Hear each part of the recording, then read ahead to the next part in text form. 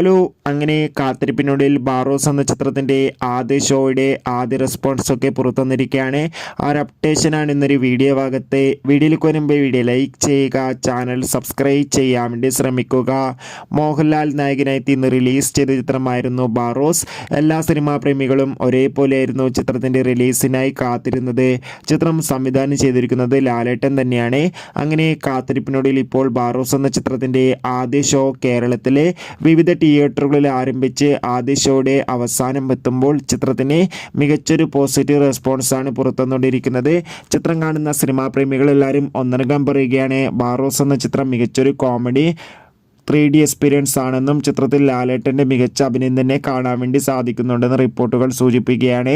എന്തായാലും ബാറോസ് എന്ന ചിത്രത്തിൻ്റെ കൂടുതൽ റെസ്പോൺസിനായി നമുക്ക് കാത്തിരിക്കാം. ചിത്രം കാണുന്നവരുടെ അഭിപ്രായം കമൻറ്റ് ചെയ്യുക. ഡിസംബർ മാസം ഇനിയും ധാരാളം ചിത്രങ്ങൾ OTT റിലീസ് ചെയ്യും. ചാനൽ ഭാഗം പരിശോധിച്ചാൽ നിങ്ങൾക്ക് ആ വീഡിയോയ്ക്ക് കാണാൻ വേണ്ടി സാധിക്കും. അതൊക്കെ ഒന്ന് കാണുക.